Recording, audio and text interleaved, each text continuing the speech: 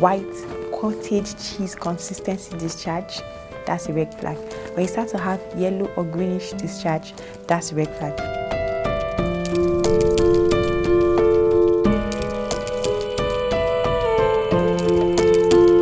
What's up, beautiful people? Welcome to another exciting episode of Health Savvy with Dr. O. You already know, and as usual, I'm always excited to have you guys here with me on another exciting episode of Health Savvy.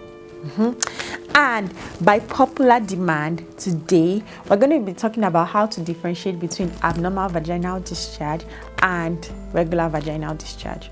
Of course, so because I get a lot of DMs always asking, like, how do we know if we have an infection? How do we know if our discharge is normal? And even for some people that are TTCing, so women that are trying to conceive or trying to get pregnant, they want to know, okay, how do I know the difference between my abnormal vaginal discharge and when I'm ovulating, right?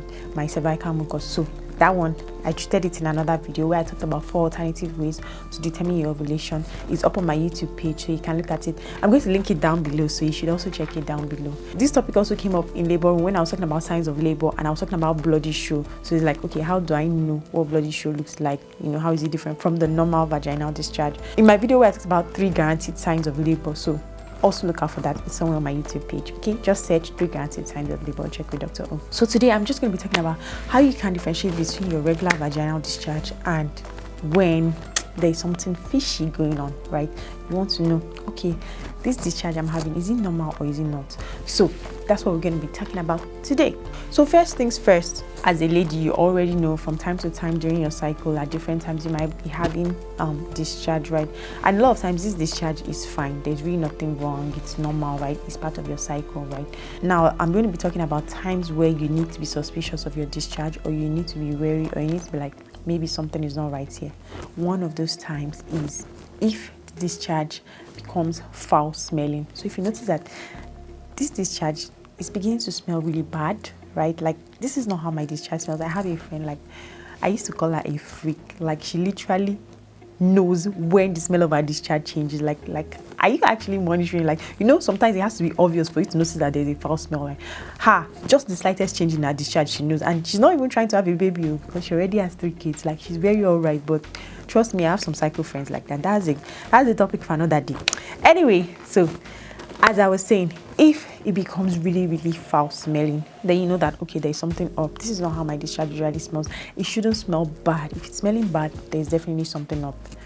If your discharge is becoming a lot more than usual, so yes, you should have discharge from time to time during your cycle, but if it's getting more, you are noticing that the quantity is much, your pants is getting really soaked with this discharge, and this is not how it usually is, it might be a sign that there is something wrong. Another thing that will help you to know that, okay, this is not usual, is if your discharge is associated with symptoms like itching.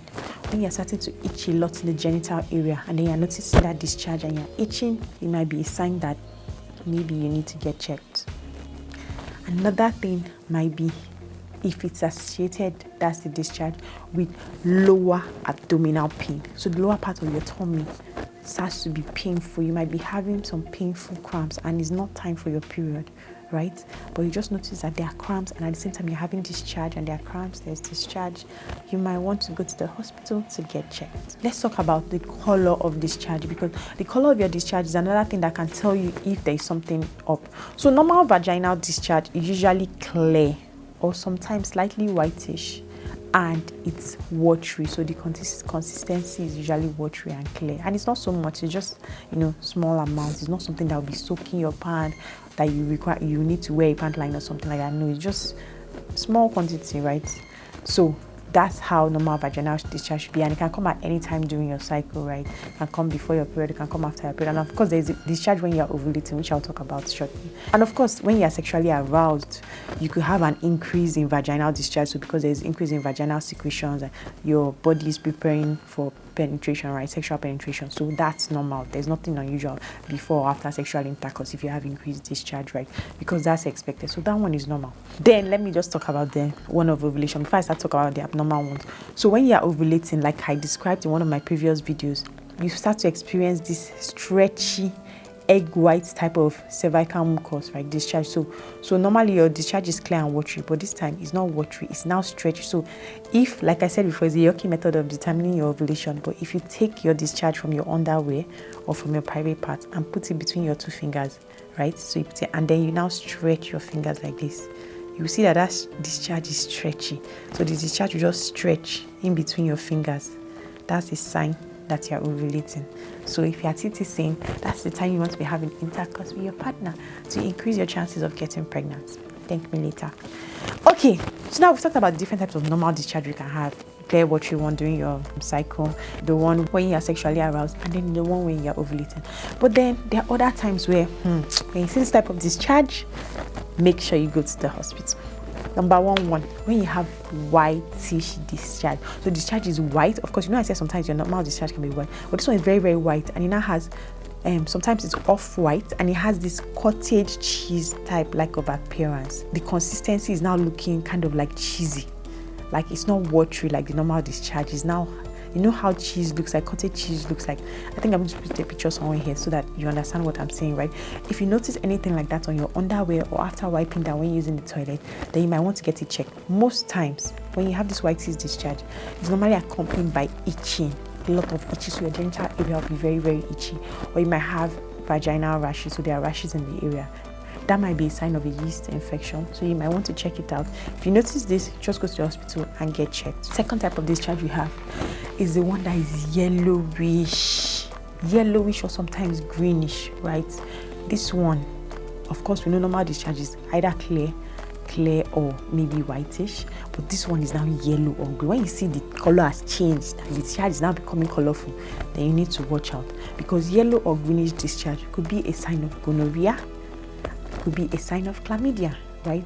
So when you see this, you need to get it checked. Sometimes that might be the only symptom that you have. Other times it might be associated with like lower abdominal pain, like I said, right? So, but any change in color, you want to get it checked.